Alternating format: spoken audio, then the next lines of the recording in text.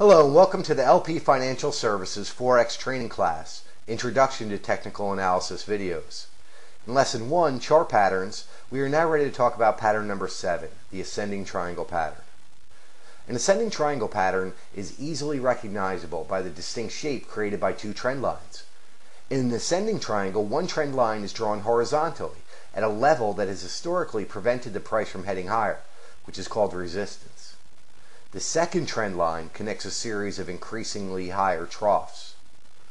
Traders enter into long positions when the price of the asset breaks above the top resistance. An ascending triangle is generally considered to be a continuation pattern, meaning it is usually found amid a period of consolidation within an uptrend. Once the breakout occurs, buyers will aggressively send the price of an asset higher. The price target is generally set to be equal to the entry price plus the vertical height between the two trend lines of the triangle. Can you see the ascending triangle pattern? When we take a closer look at pattern number 7, the ascending triangle pattern, we see a rise. The market has a hard time breaking this level, which becomes resistance and forms the top line of our ascending triangle.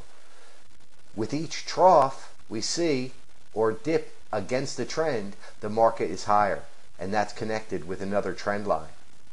This forms the ascending triangle pattern.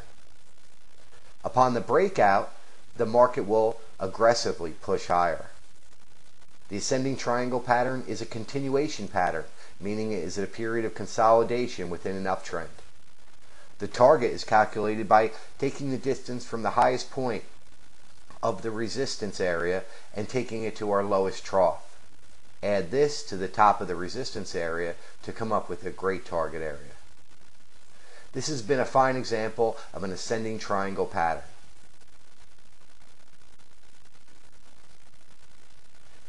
In pattern number 8, the descending triangle pattern, we see that the descending triangle pattern is a bearish chart pattern that is created by drawing one trend line that connects a series of lower highs and a second trend line that is historically proven to be a strong level of support. Traders watch for a move below support as it suggests that the downward momentum is building. A descending triangle is generally considered to be a continuation pattern, meaning that it's usually found amid a period of consolidation within a downtrend. Once the breakdown occurs, traders enter into short positions and aggressively push the price of the asset lower.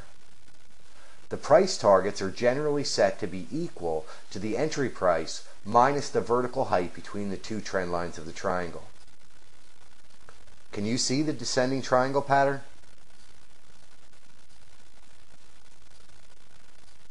When we take a closer look at the descending triangle pattern, we see that the market had dropped a few times but could not break this level of support. Each rise has been increasingly lower, and this is connected with our first sloping trend line. A horizontal trend line is placed at support and contains the action. When the market does break through, sellers jump on board and push prices lower aggressively.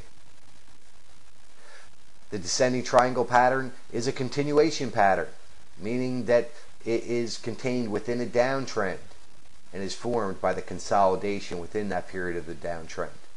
The target is calculated by measuring the top of the sloping line to the bottom of the support and adding that to the bottom of the support line to calculate a target area.